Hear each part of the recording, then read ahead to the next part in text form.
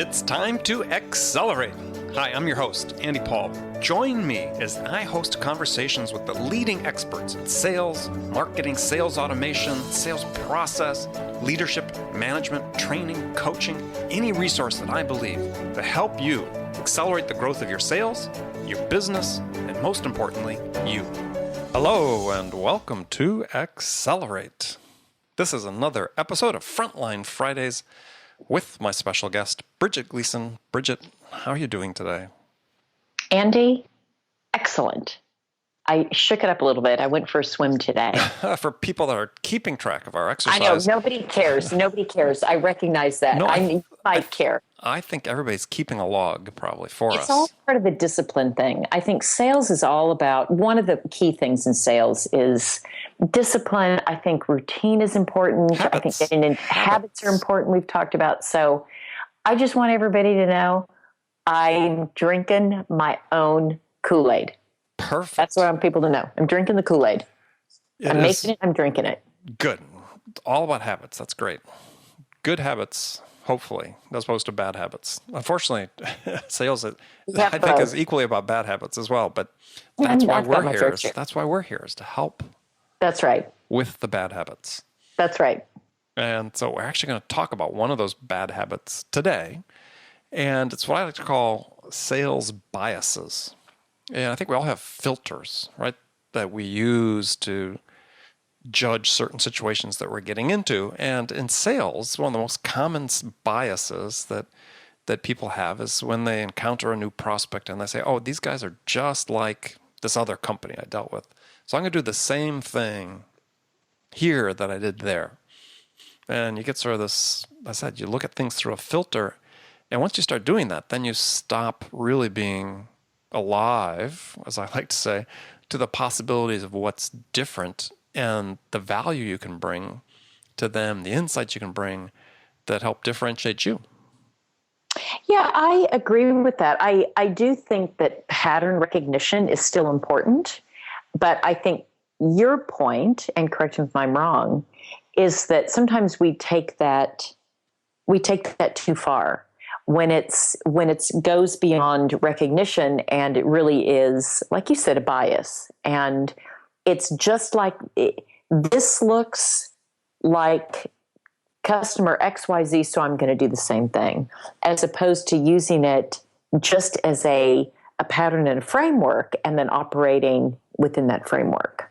Yeah, so I think one of the primary ways that this hurts salespeople is that they become reliant on this, we'll call it pattern recognition, and they stop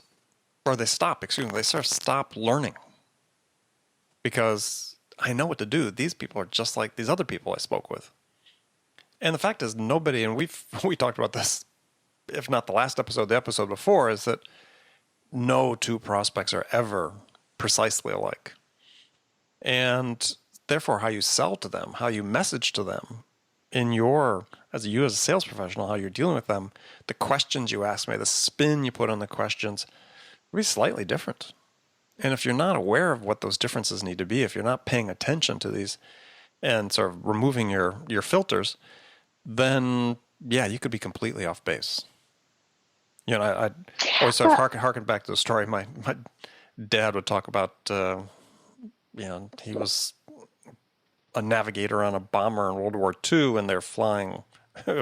Certainly didn't have the complex navigation systems that modern pilots have, and so he was chartered as a very young, almost like a teenager, to navigate a plane from this fly speck in the open Pacific, Guam, to Japan and back. And if he was off by half a degree, right, they're going to be hundreds of miles away from their return destination. So to me, it's sort of like the same thing. You just, if you just miss that 1% difference, that 2% variation, you could be way off the mark when it comes to finding and determining and defining a solution for the prospect that they can buy into. Yeah, I think this is hard for the current individual contributor sales reps. And here's why. Is because I think all the messaging and the training and everything that we give as managers, from where I sit, the VP level on down, we're pushing for standardization. We're pushing for scripts. We're pushing for process. We're pushing for look for these. We're pushing for these are the templates to use. This is the cadence to use. So I think it's hard for if I were a sales rep, an individual contributor listening to this conversation that we're having, Andy, I would feel very conflicted. Because I would feel, well, on one hand, management is telling me, do it this way. It looks like this. Find the pattern. If it looks like this, here's the template you should use. Here are the questions you should ask. And we're on one hand, and I'm using we because I'm sure I am a guilty participant, pushing them towards this more mechanization, less alive. And yet what we're talking about is, okay, yeah, you're getting pushed to have this framework, but within that, you need to still treat each one differently. And I think it's possible to hold the two and do the two, but I think that needs to be called out because otherwise if I were listening, this would be very confusing to me. Well, and I think part of it, too, is defining, I think this is a discussion a little more targeted toward account execs, outside reps, and so on, necessarily than sales development reps, but it's true there as well, though. Because But I'm not even talking sales development reps. There's a lot that's being done that is templated, not to the same degree as sales development reps. No, I understand. But even for an account executive. Yeah, no, I agree. I've seen it. I mean, it's so, but here's one of the challenges, right? Is that the act of selling to your prospect changes them. As they become more educated and informed, of which you are helping them do that,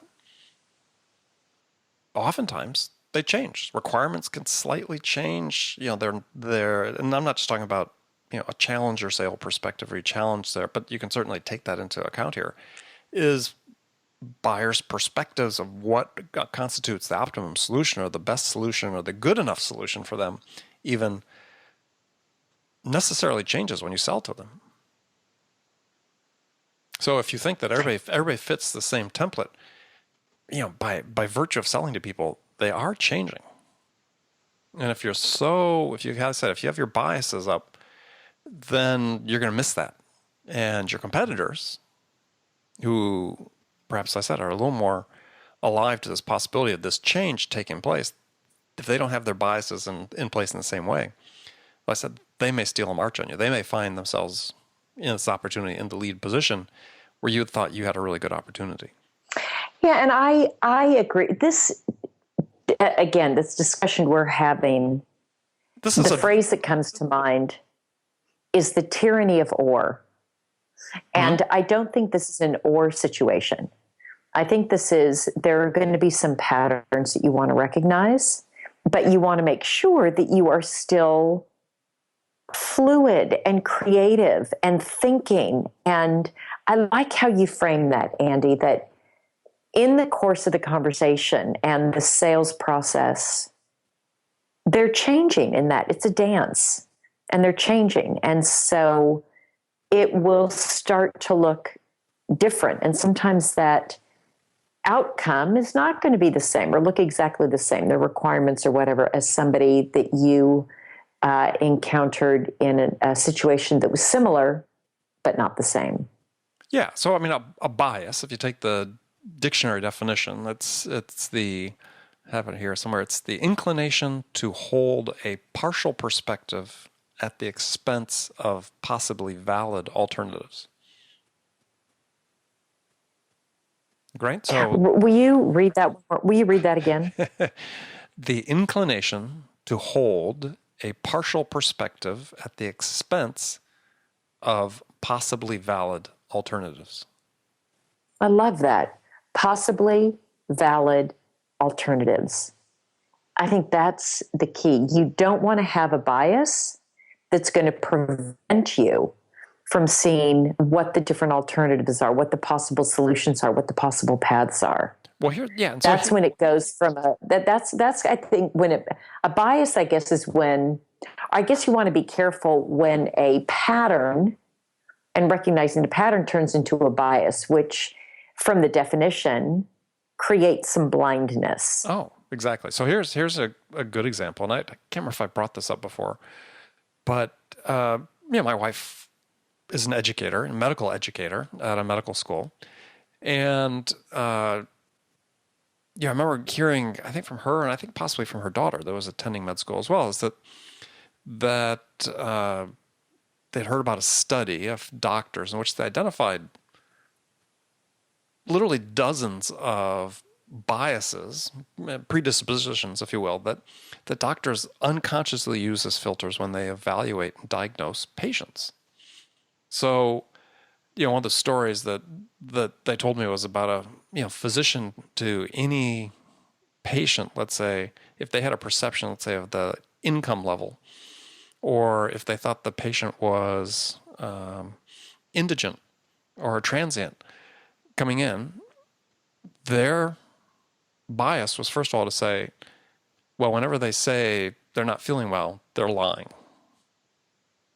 And that was like, that was held by a large percentage of people in the study, physicians in the study, is sort of repeatable. As they looked at people, they formed an assessment based on the person, what little information they could gather quickly about the person, and then filtered what they said based on that perception, which had really no bearing, you could say, with reality, though undoubtedly at some point in time, some of those filters were correct.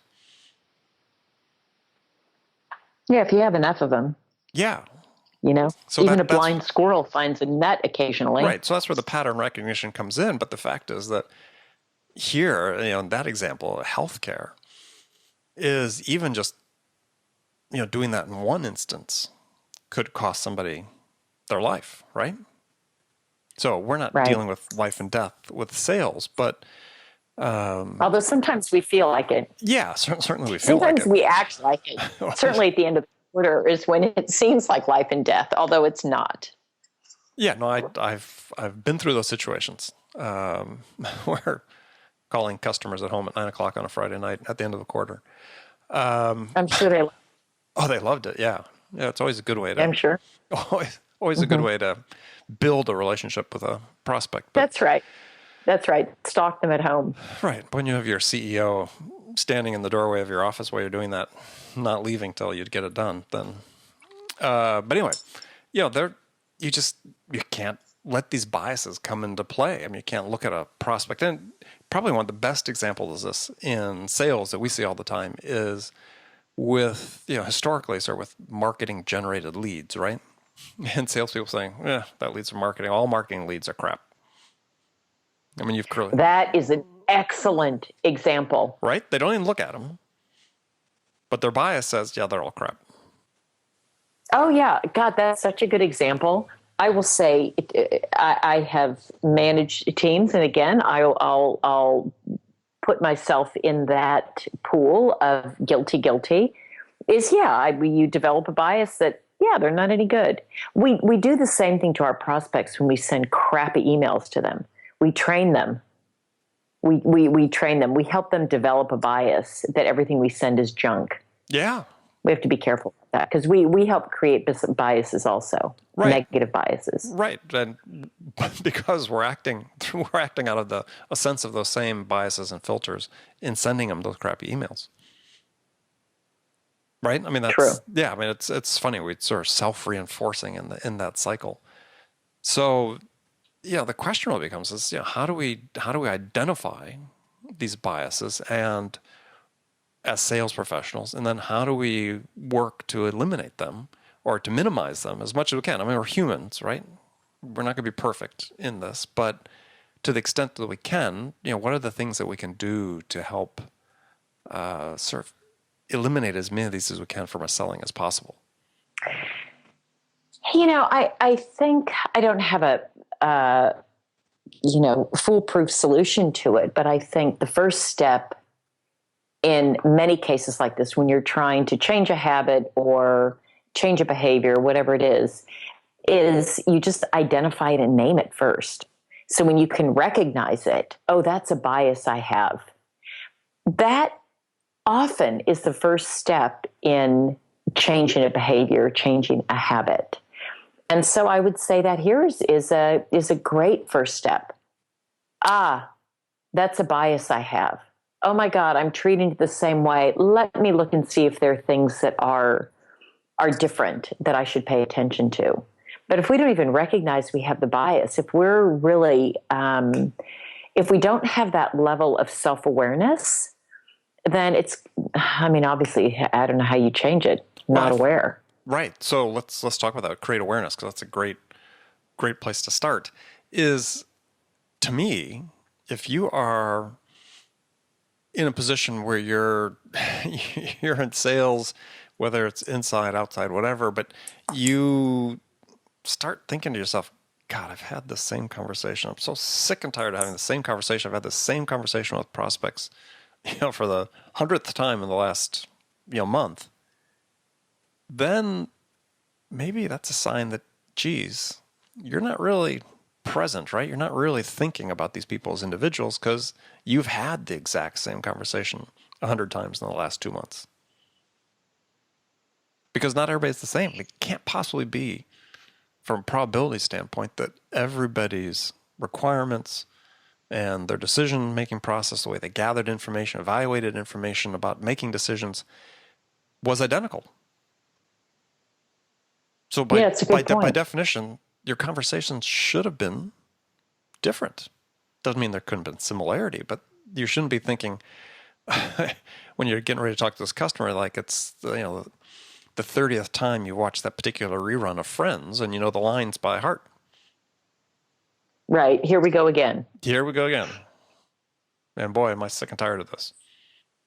So I think if you've reached that point, you always have to be able to, indulge in some introspection and say, yeah, that's probably on me. And I'm not treating each one of these prospects as individuals. I'm not optimizing my chances of winning this business because, I'm just sort of making huge assumptions about every aspect of them, right? I know what they want. I know what the requirements are. I know how they evaluate products. I know how they make decisions. Hey, they're all the same. And the fact is they're not. So I talk about this in my last book, Amp Up Your Sales, is that selling is a deliberate process. It's not a robotic process. It's not an automatic process. It's a deliberate process. You have to make decisions every step along the way. 100% agreed. That's what makes it so interesting. Yeah. That's what makes it interesting. And we've had this conversation several times about is the job of salesperson going away. If it truly could work, if we were just robotic, well, then we could use robots. You wouldn't need people. But that's not the case because there are nuances and there are things don't go just in one set pattern and routine. And that's actually the fun of it for me, is that it's different. It's not an assembly line. I'm not doing the same thing. It's not the same conversation. I can be selling the same product to the same market segment, to the same title of the buyer, and each one feels different. And there's this human connection. It's a different person. And I think that connection piece is also, for me, what's very interesting and very important. Well, yeah. I think that's really to the essence of how salespeople continue to be relevant, is that they're adding something of value to their prospects. And they can only add something value to their prospects if they truly, truly engage with them. In a way that is unique and is not, I'm just going to go through the motions and hope this one works out. So it's the fun of it. Yeah. Well, I think part of the perspective that people have to have is in the sales profession is that, their experience, their career is a work in process, a work in Yeah. progress, and that we're never finished. We're never finished products. We've never, I mean, it's like saying, maybe a little bit clumsy, and analogy, but it's like saying, yeah, I've mastered golf. Well, no one's ever mastered the game of golf, right?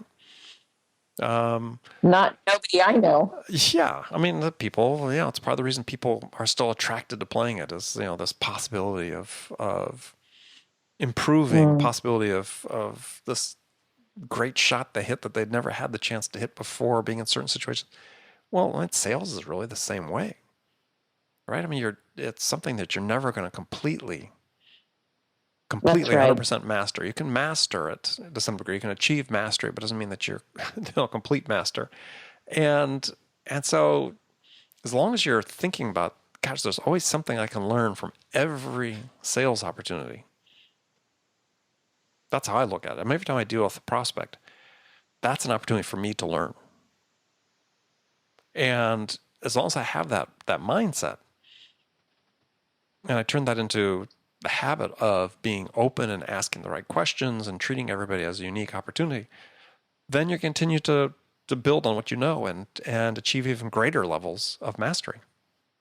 Yeah, I think it's why curiosity is such a great quality to look for in a salesperson, because having natural curiosity just leads you there without having to even try. If you're just naturally curious about a prospect and who they are and the specifics of their challenge and what's different, and that curiosity and having a mindset of curiosity, because that can also be nurtured, I think is really helpful in a salesperson.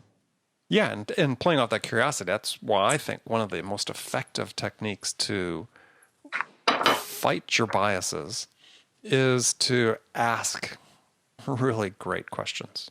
And questions that really are somewhat, unique almost to every prospect. I mean, there's going to be a little bit of a nuance, as you talked about, a little bit of a spin.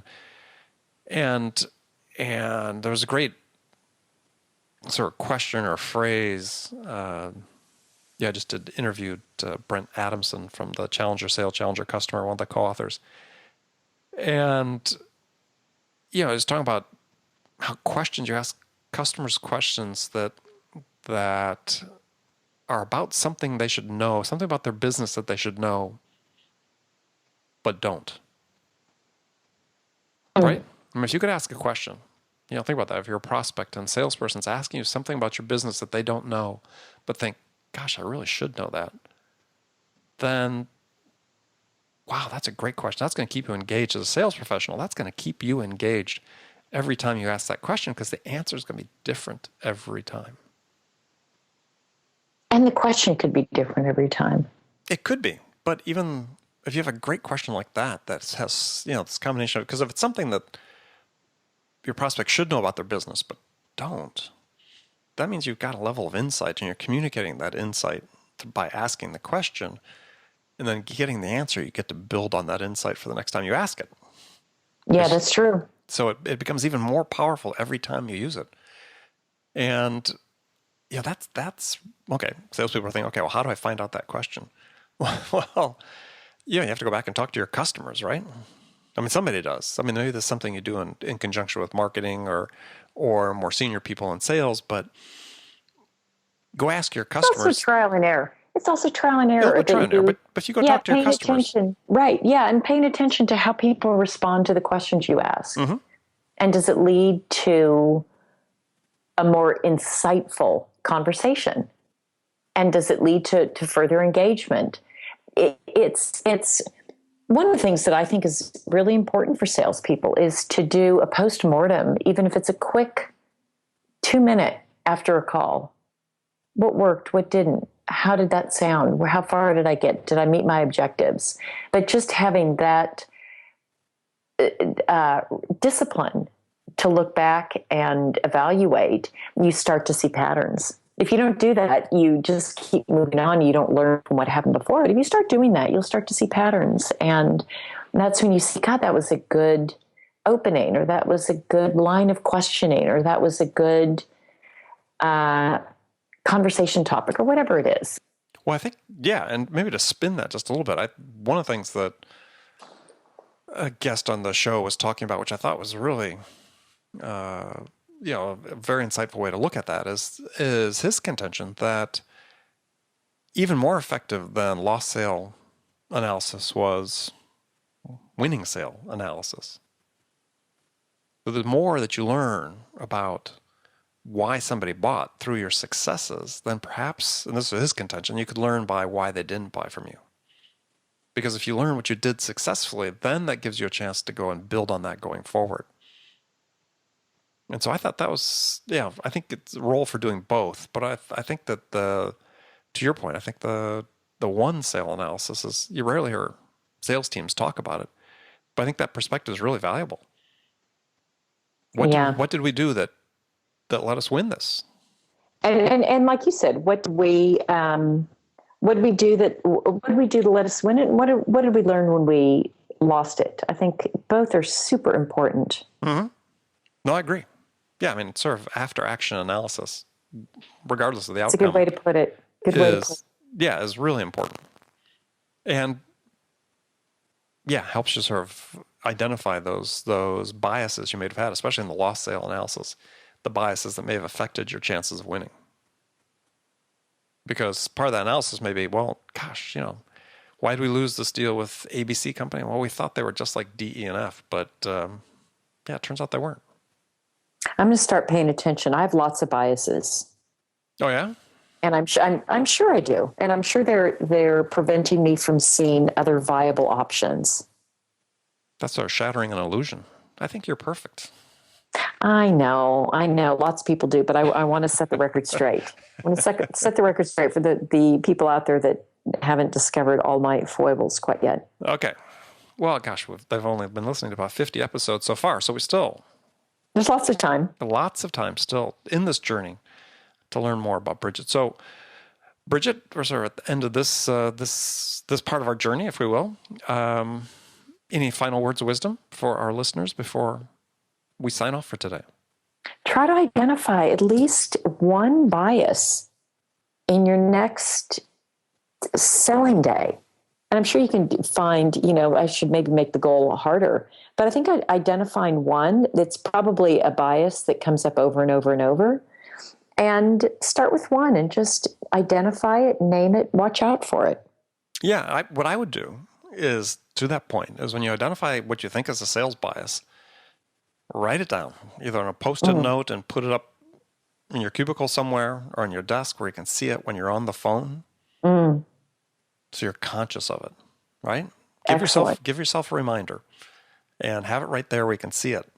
And, maybe even, write on I don't know if you, keep a bullet journal or whatever you do for organizing yourself, but you write it down somewhere that you addressed it. You identified it, you addressed it. And, after a week, see where you stand. Excellent. Love the idea. Perfect. Okay. Well, again, Bridget, thank you as always for joining me. And likewise, Andy. And looking forward to talking to you next time. Yeah, and all of you have spent your time listening to us. Really appreciate it. As always, if you have any questions, please feel free to send them in to andy@zerotimeselling.com. And if you don't already, take a minute, go to iTunes, subscribe to this podcast. That way you make sure you don't miss any of my conversations with Bridget as we talk about the most pressing sales issues of the day. So until next time, this is Andy Paul and Bridget Gleason saying goodbye. Have a great one. Thanks for listening to the show. If you like what you heard and want to make sure you don't miss any upcoming episodes, please subscribe to this podcast on iTunes or Stitcher.com. For more information about today's guest, visit my website at andypaul.com.